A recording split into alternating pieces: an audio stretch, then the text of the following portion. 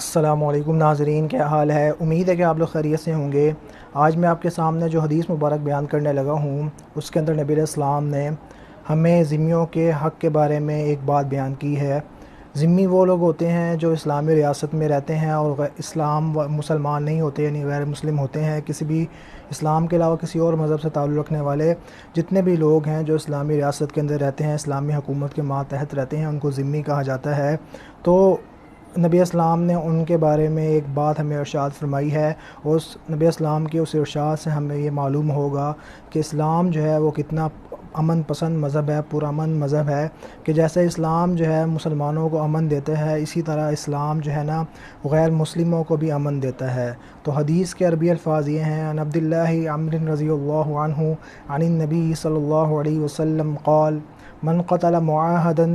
لم یرح رائحۃ الجنہ وَإِنَّ رِيحَهَا تُوجَدُ مِن مَّسِيرَةِ 40 عَامًا أَوْ كَمَا قَالَ رسول اللہ صلی اللہ علیہ وسلم۔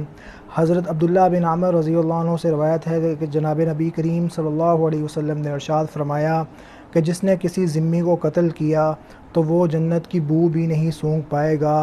حالانکہ جو جنت کی بو ہے وہ 40 سال کی مسافت سے بھی سونگھی جا سکتی ہے۔ تو نبی اسلام نے اس حدیث میں ذمیوں کا یہ حق بیان کیا کہ اسلامی حکومت کے اوپر یہ حق ہے کہ جیسے وہ مسلمانوں کی جان و مال کی حفاظت کرتی ہے، اسی طرح جو ذمی ہیں، اسلامی ریاست میں رہنے والے غیر مسلم ہیں، ان کی حفاظت کی ذمہ داری بھی وہ اسلامی ریاست کے اوپر ہے۔ اور نبی اسلام نے اس حدیث میں یعنی وعید ارشاد فرمائی ہے کہ اگر کوئی مسلمان اسلامی ریاست کے اندر کسی غیر مسلم کو قتل کرے گا تو نبی اسلام نے فرمایا کہ قیامت کے دن وہ جنت کی بو نہیں سونگھ سکے گا، حالانکہ قیامت کے دن جنت کی جو بو ہے یعنی اس کی خوشبو ہے وہ جو ہے نا 40 سال کی مسافت کی دوری سے بھی انسان جنتی سونگھ سکے گا، لیکن نبی اسلام نے فرمایا کہ جو یہ برا عمل کرے گا تو وہ جو ہے اس کو یہ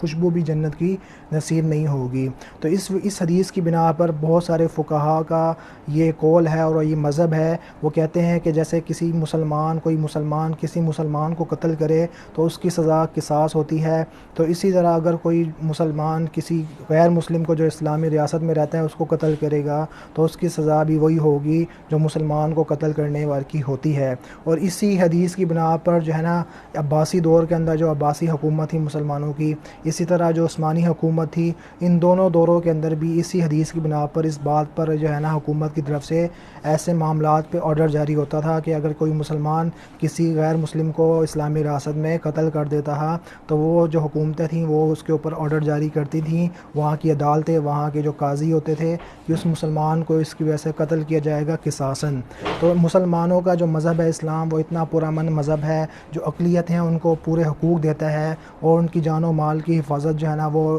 دیتا ہے کہ وہ اسلامی حکومت کی ذمہ داری ہے۔ اس سے زیادہ کوئی دنیا میں کون سا مذہب ہے جو پرامن ہوگا؟ اللہ تعالی ہم سب کو جو ہے اسلام کو صحیح معنی ہے سمجھنے کی توفیق دے۔ السلام علیکم ورحمۃ اللہ وبرکاتہ۔